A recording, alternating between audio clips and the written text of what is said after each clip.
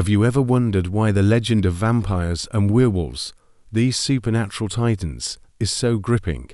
Why, no matter the era, we return to these two archetypes locked in eternal combat, never finding peace? It isn't just about monsters or horror. Deep down, it's about us, our darkness, our light, our capacity for destruction and redemption. Tonight, we peel back the centuries-old veil. Forget what Hollywood told you. This is the story you've never heard. A story where the origins of both vampires and werewolves are far more ancient and far more personal than simple rivalries or lust for power. It all began with a curse so primal, so bound to the fabric of humanity, that it reshaped mythologies and still echoes in the way we tell stories about guilt, vengeance, and hope. But most people get it wrong. The battle didn't start in a dark forest or a medieval village. It started at the dawn of humanity, with a betrayal that set the world on a path of blood and sorrow. Ready to discover the secret origin and the hidden lessons of the eternal struggle between vampires and werewolves? Let's dive in. Let's travel way back to the earliest chapters of the human story. Most supernatural tales start with magic, gods, or mysterious rituals. But the vampire legend, at its core, is a story about family, betrayal, and a curse that could never be undone. The first vampire, many legends say, wasn't born from darkness, but from an act of violence. Cain, the first murderer, cast out after slaying his brother Abel. But his punishment wasn't just exile. Some say he was marked forever cut off from humanity. The legend goes even further. Cain was cursed with an endless thirst, doomed to wander the earth, never finding peace. Not just thirsty for water or food but for blood. Why blood? Because blood is life, and Cain had taken life in the worst way. His descendants vampires carry this wound for all time. Isn't it fascinating how this myth combines religious and psychological themes? The idea that our worst actions, our betrayals, don't just haunt us, they echo through generations. Every vampire, in this view, is a child of guilt, cursed to relive their ancestors' mistake. This is why, in so many stories, vampires are obsessed with the past because their curse is the past, never fully gone. Think about the classic vampire brooding. Elegant, yet haunted. They may wield incredible power, but at the core is always a wound, a hunger that never ends. And Rice's interview with the vampire is one of the best explorations of this, turning the vampire from a monster into a tragic figure, being who can never escape what's been done. But the curse of vampirism isn't just about thirst, it's about the twisted joy and agony that comes with every act of feeding. Legend has it that when Cain committed his crime, he felt a terrible pleasure, a rush, a dark ecstasy, at wielding such power. This is the pleasure every vampire feels when drinking blood, a reminder of that first forbidden act. But with pleasure comes pain. For every moment of bliss, there is equal regret and gnawing emptiness. Vampires are, in a sense, addicts trapped in a cycle of craving and remorse. If you think about it, this perfectly mirrors human nature. How often do we seek pleasure or power, only to be haunted by what it costs us? The vampire, in this light, is not just a monster, but a mirror for our own worst cycles, addiction, regret, and the desperate hope for redemption. Consider the stories of famous figures who achieved great things through questionable means: ruthless business moguls, artists driven by obsession, even everyday people caught in destructive habits. The cycle is always the same: the rush, the regret, the search for escape. The vampire myth just makes it literal. As legends grew, the story deepened. Vampires, it was said, became so powerful that the very forces of heaven took notice. Angels, those guardians of cosmic order, intervened to destroy vampires outright, but to keep them in check, to prevent Cain's curse from overwhelming the world. But this was not a war of swords and fire. The struggle was subtle, spiritual, psychological, fought in the shadows. Some legends even claim that angels tried to save individual vampires, offering them paths to redemption.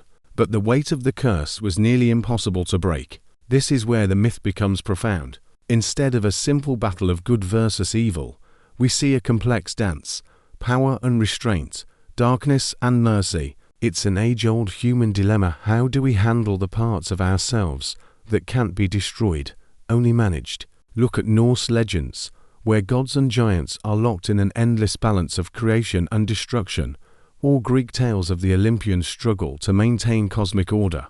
The vampire legend sits right alongside these stories, reminding us that the struggle for balance is universal. But what about the werewolves? Their story is just as tragic and just as ancient. While vampires come from a curse of guilt and hunger, werewolves emerge from a curse of shame and rage. The legend says that Con, a descendant of Noah, found himself cursed after a moment of deep sorrow, humiliated before his father. A mysterious stranger in some stories, an angel offers him a deal, power, but at a terrible price. Con accepts and is transformed into the first werewolf.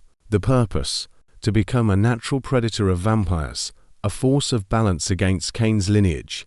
Werewolves, then, are not just monsters of the wild, they are guardians of the earth, protectors designed to restore what Cain's curse destroyed. It's powerful to see werewolves not as mindless beasts, but as tragic heroes created for a noble cause, but forever wrestling with their own inner darkness. Their transformations, bound to the cycles of the moon, echo our own cycles of control and chaos. Think about soldiers returning from war, or activists who lose themselves in the fight for justice. Sometimes, the very tools that empower us can also wound us, blurring the line between protector and predator. As centuries passed, both vampires and werewolves changed. The bloodline of Cain weakened. Those furthest from the source grew less powerful, more vulnerable.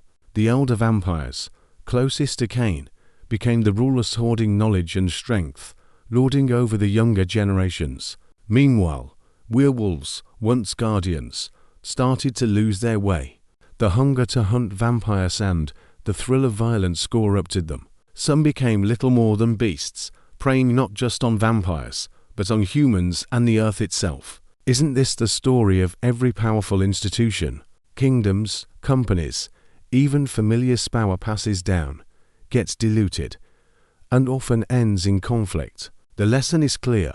The very things we create to protect us can become our prison. Vampires and werewolves both fall victim to pride, fear, and the inability to change. History is filled with examples: noble causes that turn into oppressive regimes, or family businesses torn apart by succession fights. The curse is real, even if the monsters aren't. Then came the great catastrophe, the flood, meant to wipe the world clean.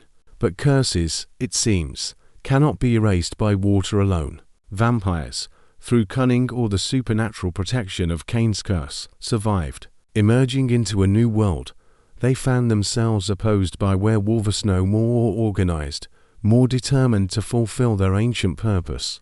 This set the stage for a new era of conflict, no longer just about survival. The rivalry became existential, a fight, not just for territory, but for the soul of the world itself. What's most striking here is resilience. No matter how many times the world resets, our deepest conflicts resurface because they're not about the world outside, but about who we are on the inside. Look at history. After times of disaster, after wars, pandemics, revolutions, old rivalries return, old wounds reopen.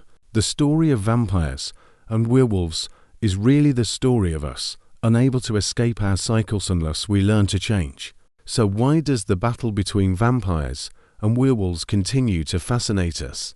Because, in the end, it's not really about monsters at all. It's about the parts of ourselves that we can't reconcile: the hunger for power and the longing for redemption, the rage to destroy and the desire to protect. Vampires and werewolves are metaphors for the human struggle between our best and worst selves.